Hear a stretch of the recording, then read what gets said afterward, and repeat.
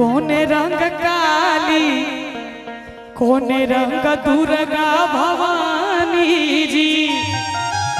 जहिया गीत हमार रिलीज भेले वही दिन 1 घंटा के बाद मंदिर में बजल रही गीत। हमरा बुझाइया पहिल मंदिर यह चले जते गीत बजले हम लाइव देखत रही। कोने रंग दुर्गा भवानी जी कोने रंग दुर्गा भवानी जी। देखियो ताली नहीं बजते तो मन नहीं लगते कि भैया एना वाला ताली नहीं पट पट पट पट पट एना वाला दोनों हाथ भाइयों तो सब गोटे एक बेर आया जी।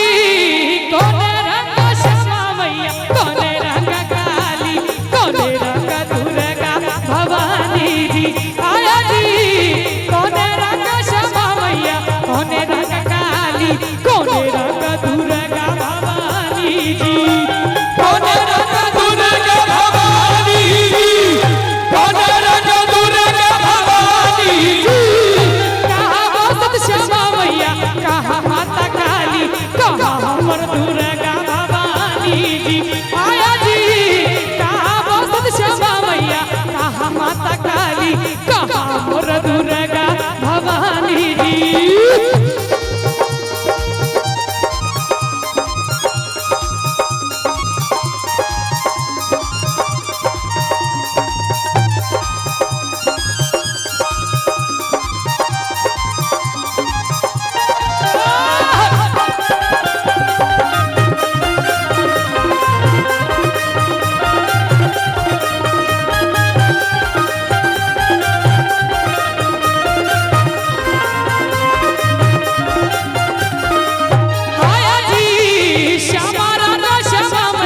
कारी रंग काली कोने रंग दुर्गा भवानी जी।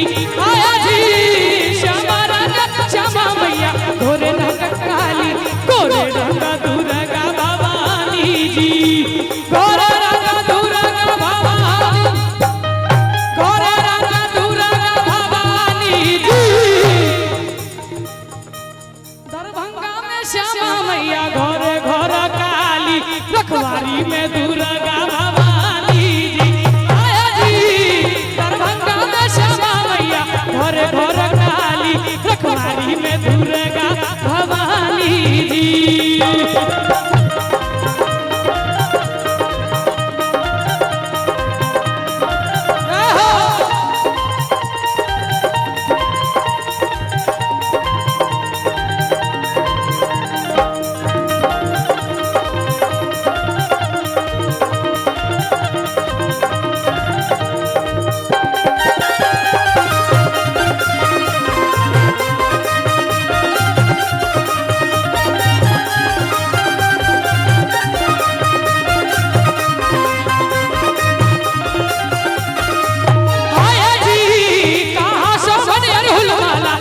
शोभन नूपुर कहाँ शोभन छनिया कटारी जी।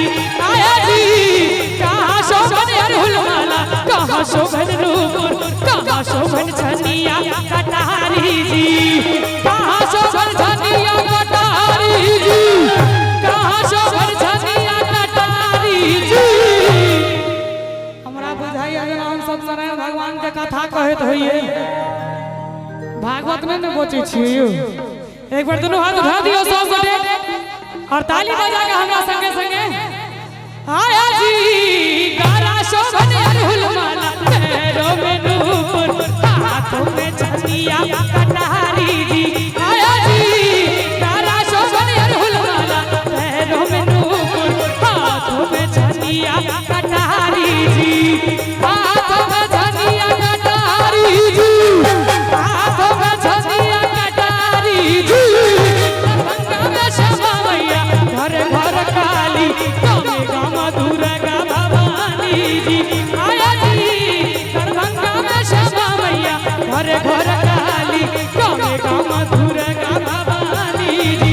आया जी दरभंगा में श्यामा मैया घरे घर काली गामे गाम दुर्गा भवानी जी। आया जी दरभंगा में श्यामा मैया घरे घर काली रखवारी में दुर्गा